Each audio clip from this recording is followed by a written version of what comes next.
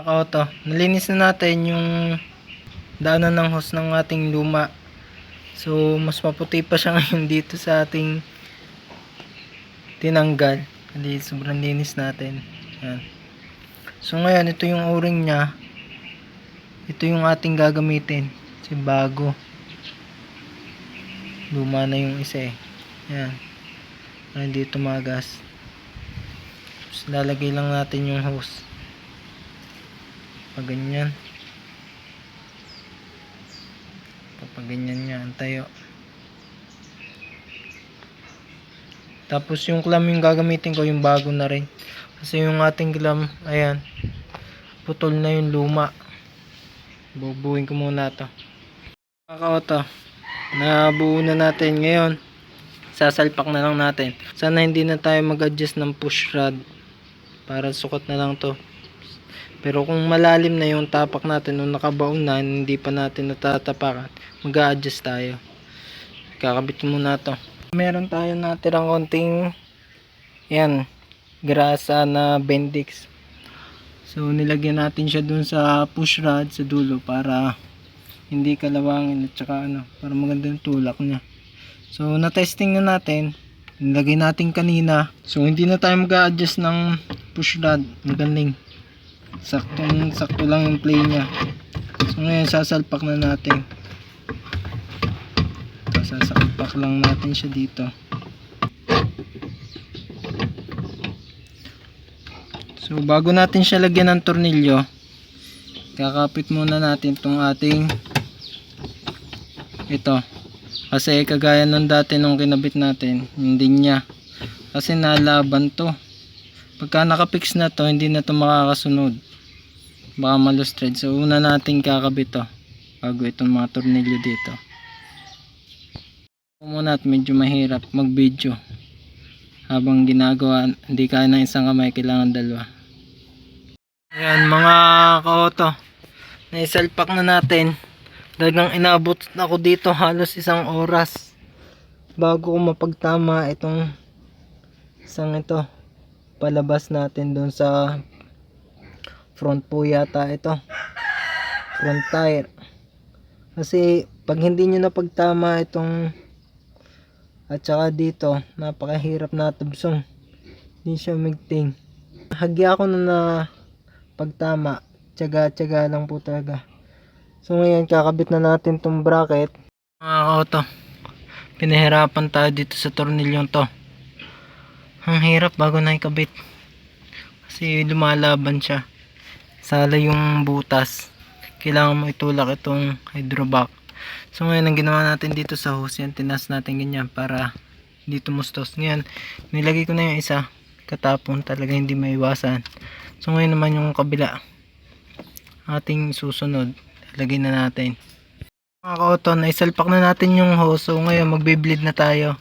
So gagawin natin, pagbe-bleed, ayan, pe-press natin yung brake pedal. So kung makikita nyo, ayan, yung niya, may bula, may hangin. So ang gagawin natin dyan, pagkat press natin ng brake, pundo natin, tapos luluwagan natin to hanggang lumabas yung hangin. Ganyan ang ginagawa ko ngayon hanggang sa magkakagat na. So ayan mga ka-auto, na-bleed na natin dito. So ngayon binasaan natin ng tubig kasi natalsikan ng brake fluid ito. So, alam naman natin yung brake fluid, nakakasira ng bakal yan. So punasan natin. Yung tinutuyo ko. So ngayon, ayan, may kagat na siya, matigas na, mataas na. Pero i-bleed ko pa rin dun sa gulong para short tayo na walang hangin. Koto. So ayos na, nalinis na natin, napunasan na natin yung natamaan ng brake fluid. Ayan. So ngayon, testingin natin at saka i-check natin kung hindi tumatagas dun sa ating mga fittings. Ayan. So tiniyo na natin mege. So ngayon na-bleed na rin natin, mataas na yung brake nya at saka matigas na. Yan, may kagat na siya. So ngayon testingin natin.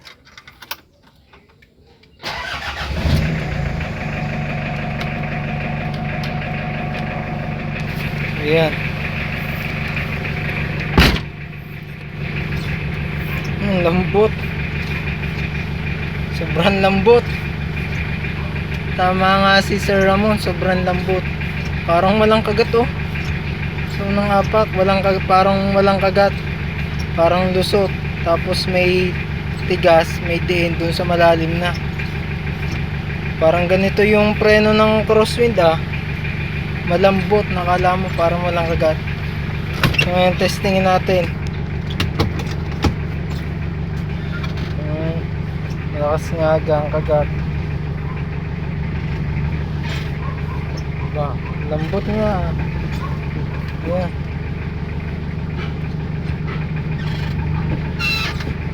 Malakas nga. Ipapakita ko sa inyo mga kaota. Ayan.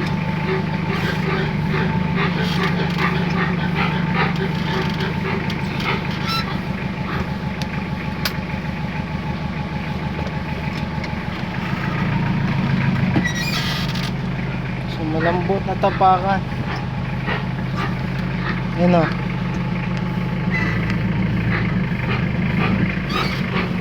Malambot tapakan. Tapos kagat na kagat.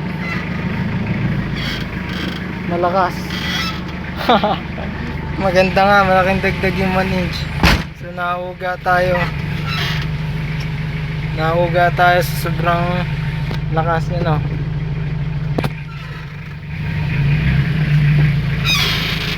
Malambot tapakan. Apa, testing.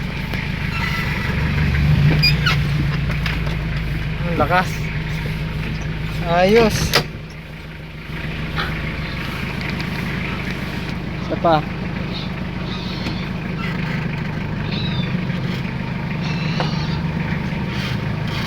Nauga oh.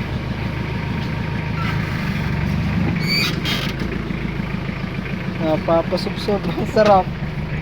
Sarap preno, malambot.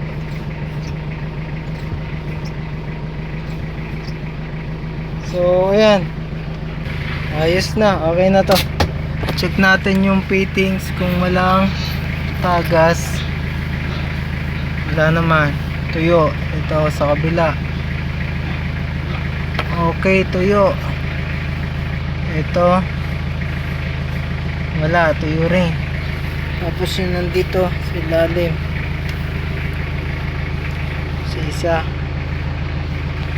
Walang basa. Okay, tuyo. So, ayos na to mga kaoto. Ang lambot nga. Sarap ipreno. So, ayan lang. Ikakabit na lang natin yung cluster gauge natin dito. Tapos na to. Babalik ko lang yung mga tinanggal natin.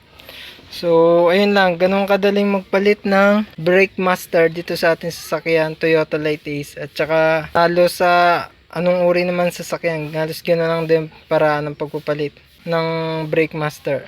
So, kung nagustuhan nyo itong video ito at bago pa lang kayo dito sa ating channel, pakita nyo naman subscribe button at notification bell para updated pa kayo sa mga susunod pa natin babahagi mga video sharing tungkol sa ating mga auto.